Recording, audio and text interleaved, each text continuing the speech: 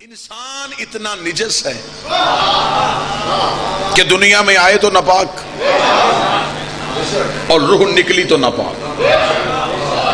اس کا مطلب ہے کہ انسان ہے، ابتدا بھی ناپاک ہے، انتہا بھی ناپاک. وہ پاک ہے، یہ ناپاک ہے. پاک اور ناپاک دونوں ضدیں ہیں، اور علم کہتا ہے کہ ضدیں کبھی بھی ایک نہیں ہوتی. سورج چاند یہ ضد ہے، ایک نہیں ہوں گے. مشرق مغرب، دن رات، یہ ساری چیزیں ضدیں کبھی ایک نہیں ہوتی. اللہ اور بندہ ضد ہے. اب ان دونوں کو ایک ہونا ہے. علم کہتا ہے کہ نہیں ہو سکتے. بندے نے کرنی ہے اللہ کی عبادت، اللہ نے دینی ہے انسان کو نعمتیں. نعمتیں دینا اس کا کام ہے، بندگی کرنا ہمارا کام. علم یہ کہتا ہے کہ تم دونوں ایک نہیں ہو سکتے. اب ہم نے ان دونوں کو ایک کرنا ہے تو پھر کیسے ہوں؟ اس کی میں مثال دیتا ہوں. آگ اور پانی یہ ضد ہے، ایک نہیں ہو سکتے. جہاں آگ ہو وہاں پانی نہیں، جہاں پانی ہو وہاں آگ نہیں. جب انسان نے سوچا کہ سردی کے موسم میں اسے پانی کو کرنا ہے گرم، علم کہتا تھا کہ یہ ایک نہیں ہو سکتا. پھر انسان کے علم نے، شعور نے ایک اور کام کیا. اس نے برتن میں لیا پانی، نیچے جلائی آگ. آگ کا اثر پانی کو پہنچا. کیوں پہنچا؟ درمیان میں برتن وسیلہ تھا. میں تو کوشش کر رہا ہوں کہ جتنا آسان ہو سکے. اس کا مطلب درمیان میں وسیلہ ہو تو ضدیں ایک ہو جاتی ہیں. میں ابھی حیدرآباد تھل میں یہ جملہ کہوں کہ درمیان میں برتن وسیلہ ہو تو ضدیں ایک ہو جاتی ہیں. اور کیسر بھائی میں مجلس پڑھ کے چلا جاؤں، پھر آئندہ میں اسی علاقے میں اور کوئی بندہ میری گاڑی کو رو کے کہے کہ جناب آپ حیدرآباد تھل آئے تھے، ہم نے سمجھا تھا شیعہ قوم کا خطیب ہے، بات ہی کر کے گیا ہوگا. ہم نے آپ کی گفتگو سننے کے بعد ہم منکیرا گئے، ہم جھنگ گئے. وہاں سے ہم ایک پلاسٹک کا ٹب لے کے آئے، اس میں ہم نے پانی رکھا، نیچے آگ جلائی. نہ آگ بچی، نہ پانی بچا، نہ برتن بچا. تو میں فوراً اس بندے سے یہ بھی کہوں گا آپ نے مثال سمجھی نہیں تھی. میں نے یہ بھی کہا تھا وسیلہ جب بھی بنانا کسی اچھی جنس کا بنانا. پوری جنس کا بناؤ گے خود بھی جلے گا، تمہیں بھی جلائے.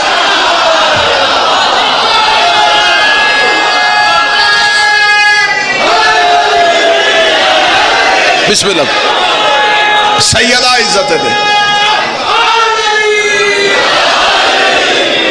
اور وسیلہ کوئی بھی،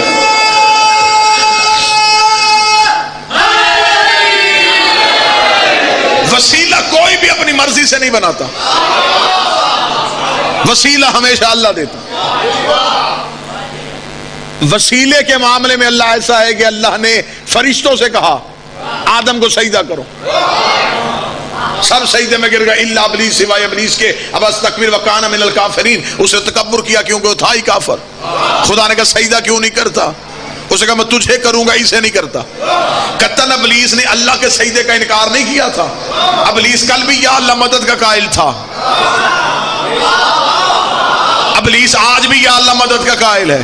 اس نے اللہ کی مدد کا انکار نہیں کیا تھا. اس نے کہا تھا میں آدم کو سجدہ نہیں کرتا.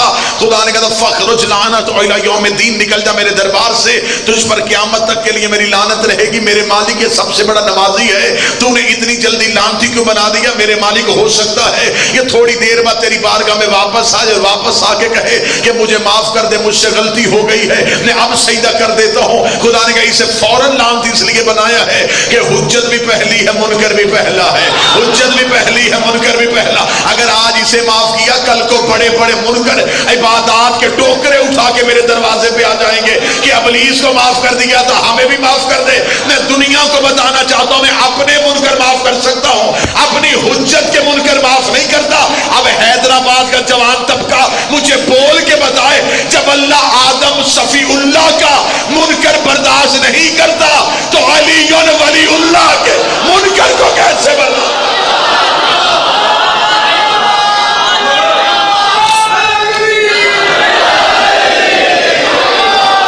مذہب میں سب سے زیادہ ضرورت ہے امام کی. امام اچھا ہونا چاہیے. مرید گناہگار ہو گزارا ہو جاتا ہے، गुनाहगार नहीं होना चाहिए। हमें यकीन है कि हम गुनहगार सही, इमाम पाक। इसलिए खुदा ने कहा कि मैंने क़यामत वाले दिन बंदों के अमाल नहीं देखने, पहले इमाम देखने। अमाल हाथों में उठा के बंदे खड़े होंगे। खुदा ने कहा नहीं, अमाल बाद में, पहले इमाम। क्योंकि जिसने हाथ बांध के पढ़ी उसने मर्जी से नहीं पढ़ी, इमाम के कहने पे पढ़ी। जिसने हाथ छोड़ के पढ़ी उसने भी इमाम के कहने पे। जिसने रोजा 10 मिनट पहले खोला उसने भी इमाम के कहने पे। जिसने बाद में खोला उसने भी इमाम के कहने पे। खुदा ने कहा मैंने सिर्फ पहले इमाम देखने। इमाम जन्नती तो मानने वाले भी जन्नती, इमाम जहन्नमी। वजअलना आइमतन यदऊना इला नार, और कुछ ऐसे इमाम भी होंगे जो खुद भी दोज़ख में जाएंगे, मानने वालों को भी दोज़ख में लेके जाएंगे। इसका मतलब पहले इमाम देखा जाएगा। बंदे परेशान हो सकते हैं, अलीयुन वलीउल्लाह पढ़ने वाले परेशान नहीं हो सकते, इसलिए कि हमारा इमाम सिर्फ जन्नती नहीं, मालिक जन्नत भी है। सिर्फ जन्नत में जाने वाला नहीं।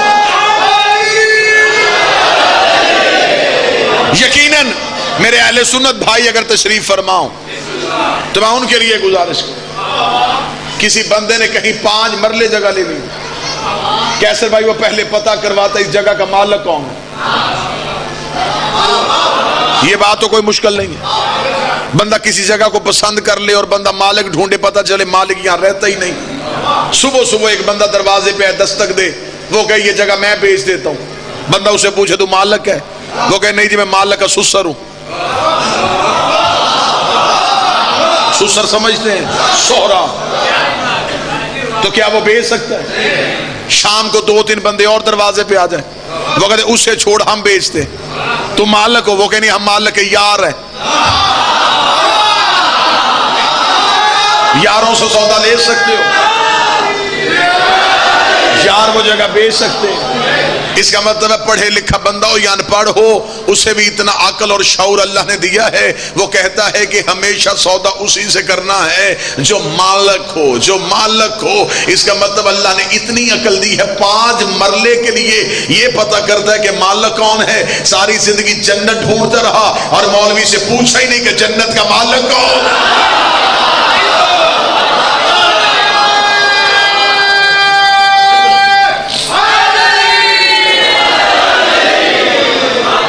मोहम्मद है मालिकाने जन्नत में से। इमाम अच्छा होना चाहिए। शिया बैठे हो, सुन्नी बैठे हो, मेहरबान अपील मैं सिर्फ इतनी करूंगा, मज़हबे इस्लाम में अल्लाह और बंदे के दरमियान जो वसीला है उसे इमाम कहते हैं। हमने 12 बनाए हैं, 12 में से एक में भी ऐब नहीं। 12 हमने अपनी मर्जी से नहीं बनाए, नबी ने दिए, हमने मान ली। इमाम अच्छा होना चाहिए। अगर इमाम कामयाब हो तो वो मानने वालों को भी कामयाब करे, और अगर खुद इमाम ही नाकाम हो तो मानने वाले भी नाकाम। इमाम अच्छा होना चाहिए। कोई बंदा किबला छोड़ के, काबा छोड़ के किसी और तरफ मुंह करके सजदा करे तो सजदा नहीं होना, क्योंकि इमाम सजदा एक है, वो काबा है। ऐसे ही मज़हब इस्लाम में एक इमाम होता है जिसने आपको अल्लाह तक पहुंचाना होता है। अल्लाह का काम है दीन बनाना, नबी का काम है दीन पहुंचाना, इमाम का काम है दीन मनवाना। सबसे अहम तरीन जिम्मेदारी इमाम की होती है। कुरान कहता है कि 2 इमामों का कुरान में जिक्र है, एक हक का, एक बातिल का।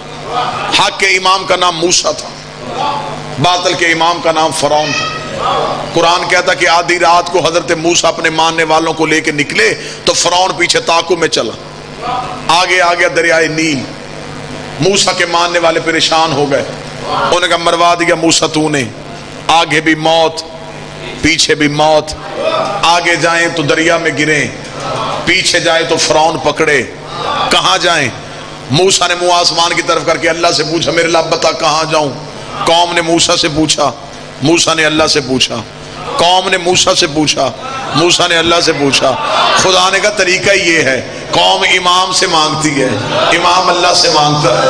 قوم نے موسیٰ سے پوچھا موسیٰ کیا کرے، اتنا کہنا تھا، یا موسیٰ نے پروردگار سے پوچھا میرے مالک کیا کرنا چاہیے، آواز پروردگار ہے موسیٰ پریشان کیوں ہے، ہم نے تجھے عصا موجے پہ دیا، عصا کو دریا پہ مار۔ قرآن کہتا موسیٰ نے عصا کو دریا پہ مارا، دریا میں رستہ بن گیا۔ موسیٰ کے پیچھے قبیلے 12 تھے، قومیں 12 تھیں، 12 قبیلوں میں جنگ چھڑ گئی۔ ایک نے کہا ہم گزریں گے، دوسرے نے کہا ہم گزریں گے، تیسرے نے کہا ہم گزریں گے۔ موسیٰ نے کہا میرے مالک قومیں 12 ہیں، رستہ تو نے ایک بنا، توجہ میری طرف، رستہ تو نے ایک بنا دیا۔ آواز پروردگار ہے موسیٰ پریشان نہ ہو، دوبارہ عصا کو دریا پہ مار۔ موسیٰ نے دوبارہ عصا کو دریا پہ مارا۔ قرآن کہتا رستے بن گئے 12، رستے بن گئے 12، رستے بن گئے 12۔ چپ رہو یا بول پڑو، ہدایت کے رستے ہوتے ہی 12 ہے، نجات کے رستے ہوتے ہی 12 ہے، نہ 3 بنے نہ 13 بنے، ہدایت کے رستے ہوتے ہی 12 ہے۔ موسیٰ نے 12 قومیں ان رستوں سے پار کروا دی۔ خدا نے قرآن میں ایک امام کی طاقت بتائی ہے کہ ایک امام میں اتنی طاقت ہوتی ہے کہ وہ 12 قومیں پار کروا دیتا ہے۔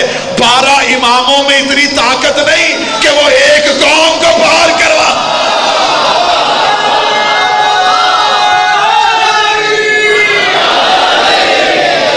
ایک امام،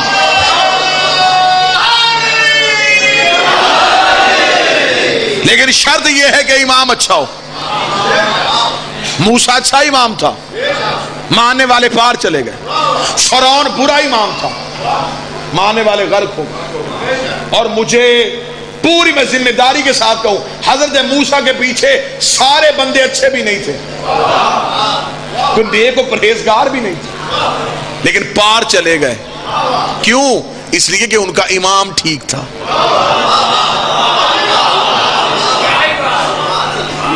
فرعون والے سارے مر گئے، امام برا تھا۔ اچھا لطف لینے والی میری بات یہ کہ جب حضرت موسیٰ رستہ بنا کے جا رہے تھے تو حضرت موسیٰ کی قوم کا جو آخری بندہ پیچھے تھا، اس نے کہا کہ اب فرعون تو پیچھے رہ گیا۔ اس جب پیچھے مڑ کے دیکھا تو فرعون بھی پیچھے ہی آ رہا تھا۔ وہ پریشان ہو گیا، اس نے آواز دے کے حضرت موسیٰ کو روکا۔ اس نے کہا او اللہ کے نبی بات سن، رستہ تو بند کر۔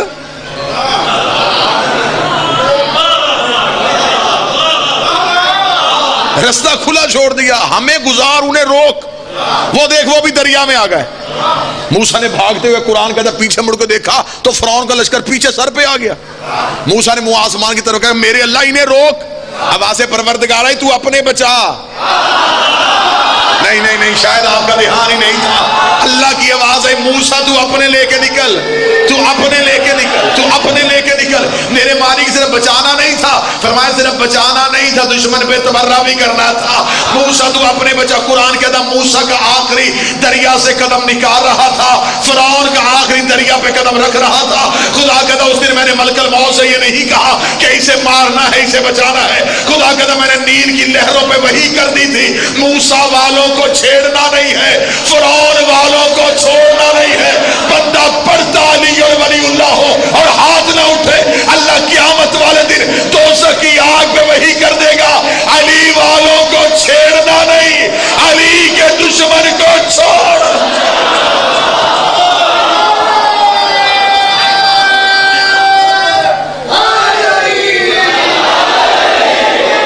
بسم اللہ صاحب، تو اپنے پار لے کے چل۔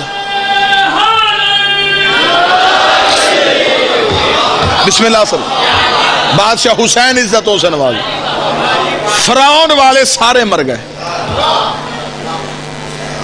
موسیٰ والے سارے بچ گئے۔ موسیٰ والے بچے کیوں؟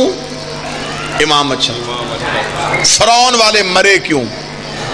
امام۔ لہذا آخری سانس تک تمہارے پاس موقع ہے، امام اچھا بنا لینا۔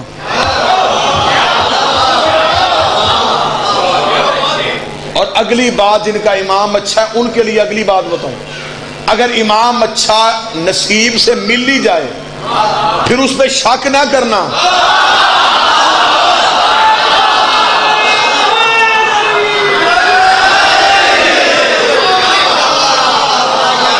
اگر موسیٰ والے کر لیتے شک، مگر انہوں نے بھی جانا تھا، انہوں نے پانی میں پیر رکھ دیا موسیٰ کے پیچھے.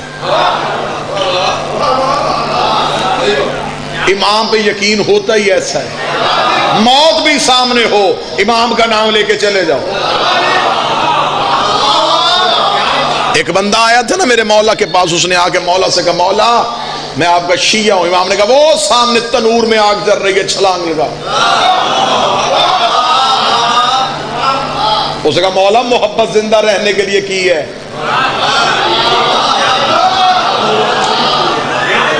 مرنے کے لیے نہیں کی. اتنا کہنا تھا. یا اس علاقے کا سب سے غریب شخص امام کی بارگاہ میں بیٹھا تھا. امام نے کہا چھلانگ لگا، فوراً گیا تندور میں چلا. دھواں جب اٹھا تو وہ جسے پہلے کہا تھا نا چھلانگ لگا، وہ دیکھنے کے لیے گیا کہ اب تو جھلس گیا ہوگا. جب گیا تو جا کے اس نے دیکھا کہ وہ پھولوں میں بیٹھ کے علی کی تسبیح کر رہا تھا.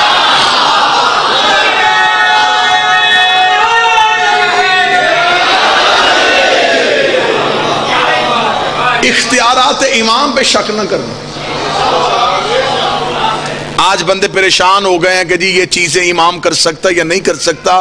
مجھے ممبر کے تقدس کی قسم ہے ابھی ممبر سے حقیقت آئمہ پڑھی نہیں گئی. مولا امام صادق بازار سے گزر رہے تھے اور ایک بندہ کپڑے سی رہا تھا. وہ کپڑے سیتا سیتا کچھ شعر پڑھ رہا تھا. امام اس کے قریب رک گئے. کیسے؟ امام نے رک کے کہا کہ تیری آواز بڑی اچھی ہے، کتنا اچھا ہو کہ تو ہماری مدحت کرے، ہماری شان پڑھے. اس نے کہا مولا میں پڑھنا چاہتا ہوں لیکن علم نہیں. کتاب کہتی ہے مشارق انوار الیقین، علامہ رجب علی برسی نے لکھا کہ معصوم زمین پہ بیٹھے، ایک ریت کا ذرہ اٹھا. امام نے کہا منہ کھول. اس نے منہ کھولا. امام نے وہ ذرہ اس کی زبان پہ رکھا. زبان پہ رکھنا تھا، اس نے آنکھیں بند کر کے کھول کے کہا آؤ شہر والوں میں تمہیں علی کے فضائل سناؤ.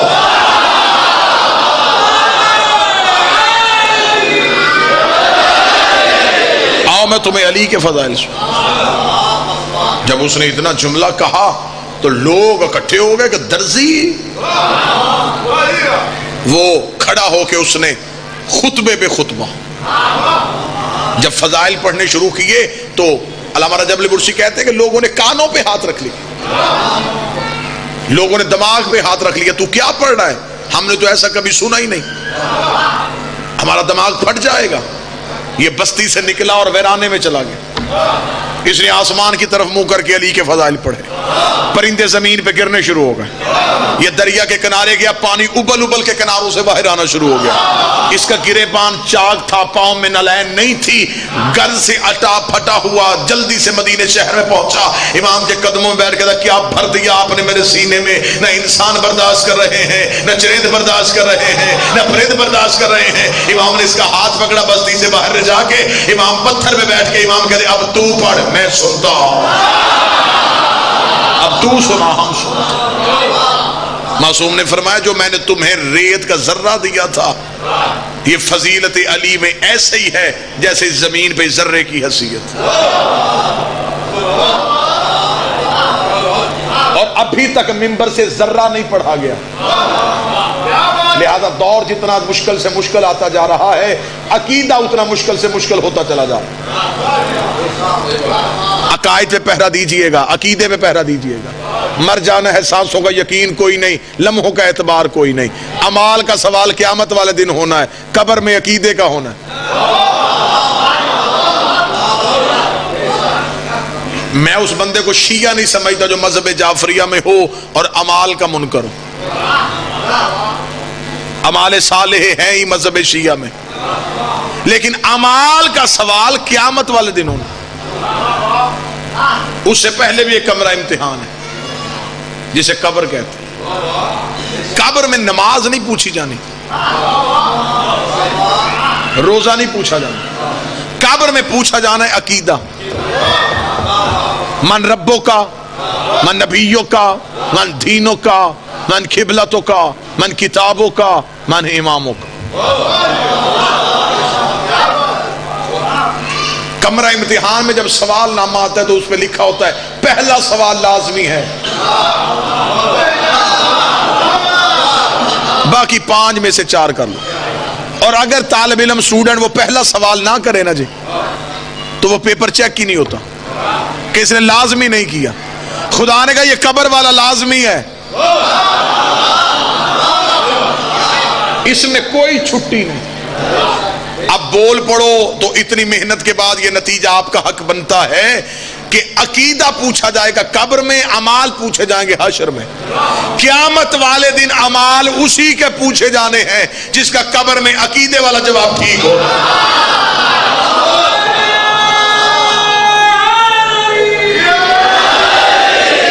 بندوں کے پاس اعمالوں کی گٹھڑیاں بھی ہوں, اللہ کھولنے نہیں دے گا. وجہ امام والا جواب ٹھیک نہیں. اب اس کا مطلب قبر میں پوچھا جانا ہے عقیدہ.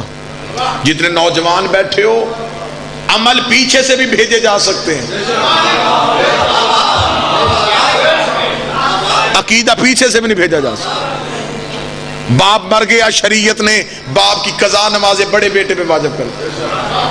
بڑے بیٹے کے پاس وقت نہیں, خدا نے کہا نماز اجارہ کسی کو اجرت دے کے پڑھوا. پڑھے گا مولوی, پیسے دے گا بیٹا, ثواب باپ کو جائے گا. اس کا نماز پیچھے سے چلی گئی, روزہ پیچھے سے چلا جاتا ہے, حج اور زکوٰۃ پیچھے چلے جاتے ہیں. نہیں جاتا تو پیچھے سے عقیدہ نہیں جاتا.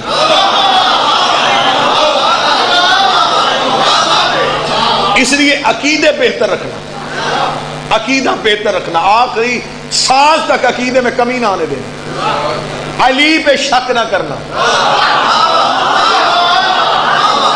علی ولی اللہ نہ چھوڑنا, عزاداری شبیر نہ چھوڑنا, توہین سادات نہ کرنا, اور بطول کے دشمن کی عزت نہ کرنا.